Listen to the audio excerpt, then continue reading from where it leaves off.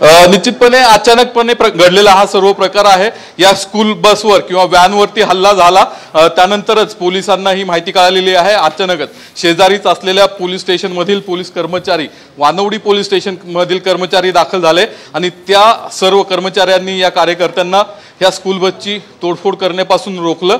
त्याचबरोबर त्यांना ताब्यात घेतलेलं आहे। त्यानंतरही हे सर्व कार्यकर्ते घोषणा देत होते आणि त्यांना पोलिसांनी वानवडी पोलीस स्टेशन मध्ये आणलेला आहे आणि त्यांना या ठिकाणी ताब्यात घेण्यात आलेले। पुढील कारवाई पोलीस करतायत। एकूणच आपण पाहतोय हा जो निंदनीय प्रकार घडलेला होता त्याची तीव्र प्रतिक्रिया आता पुण्यामध्ये उमटू लागलेली आहे। पुण्यातील सामाजिक कार्यकर्ते असतील, राजकीय कार्यकर्ते असतील, आक्रमक व्हायला लागलेले आहेत। राष्ट्रवादी काँग्रेसचे शहराध्यक्ष प्रशांत जगताप यांनी पोलीस स्टेशनला भेट दिली होती। त्यानंतर या विभागाचे जे स्थानिक आमदार आहेत चेतन तुपे त्यांनी देखील या ठिकाणी भेट दिली होती, ते देखील या ठिकाणी दाखल झाले होते। पुणे पोलीस दलाचे वरिष्ठ पोलीस अधिकारी देखील या ठिकाणी तळ ठोकून होते। एकूणच या घटनेनंतर तीव्र प्रतिक्रिया, संताप पुणेकरांमध्ये उमटल्याचं दिसून आलं होतं। त्याचीच ही प्रतिक्रिया असल्याचं या कार्यकर्त्यांचं म्हणणं आहे आणि कार्यकर्त्यांची देखील तीच प्रतिक्रिया आहे। बिलकुल आपण बघतोय की पुणेकरांचा संताप अनावर होतोय। पोलिसांची कारवाई आतापर्यंत काय काय झालेली आहे, पोलिसांनी या प्रकरणी कोणाकोणाला अटक केलेली आहे, चौकशी कोणाची होते त्या संदर्भात काही माहिती?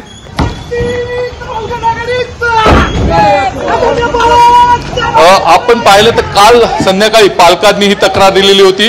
पालकांच्या तक्रारीनंतर कालच गुन्हा दाखल झालेला आहे आणि या स्कूल व्हॅनचा जो ड्रायव्हर आहे त्याला पोलिसांनी अटक केलेली आहे। त्या व्हॅन देखील पोलिसांनी ताब्यात घेतलेली आहे। या ड्रायव्हरला सकाळी पोलिसांनी त्याची जी मेडिकल टेस्ट आहे ती केलेली आहे। मेडिकल टेस्ट नंतर दुपारी त्याला शिवाजीनगर मधील जे पोस्को विशेष न्यायालय आहे त्या ठिकाणी हजर केलं जाणार आहे आणि पोलीस जी माहिती मिळते त्यानुसार पोलीस त्याला 7 दिवसांची पोलीस कोठडी मागणार आहेत। बिलकुल थोडं तुम्हाला थांबवतो यावेळेस।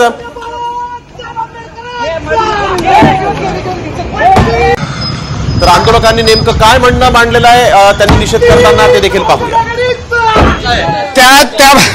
त्या व्हॅनमध्येच त्या लहान मुलीचा जो काय बलात्कार झालेला म्हणून आम्ही ती वंचित बहुजन आघाडीच्या वतीने ती व्हॅन फोडलेली आहे। शिक्षा झाली पाहिजे की परत कुणाचं म्हणजे डेअरिंग नाही झाली पाहिजे की लहान महिला आणि लहान मुलीवरती आणि महिलांवरती अत्याचार नाही झाले पाहिजे। तर आपण बघतोय यावेळेस याच व्हॅन मध्ये या 2 चिमुकल्यांवर अत्याचार झाला होता आणि त्यानंतर या ठिकाणी कार्यकर्ते आक्रमक झालेले आहेत आणि वंचितच्या कार्यकर्त्यांनी येऊन इथे ही व्हॅन फोडलेली आहे। तर ही व्हॅन अतिशय महत्त्वाची, कारण पुरावे पोलिसांच्या तपासासाठी देखील ही व्हॅन महत्त्वाची आहे। पुन्हा एकदा जाऊया, आमचे प्रतिनिधी आपल्यासोबत जोडले गेले आहेत। आपण बघतोय की ही व्हॅन खरं तर महत्त्वाची आहे। पुराव्याच्या दृष्टिकोनातून पोलिसांनी देखील तिथे तपासणी करणं किंवा फॉरेन्सिक कडून तपासणी करणं या दृष्टिकोनातून ही व्हॅन देखील तितकीच महत्त्वाची आहे। पोलिसांनी देखील त्याची काळजी घेणं गरजेचं होतं।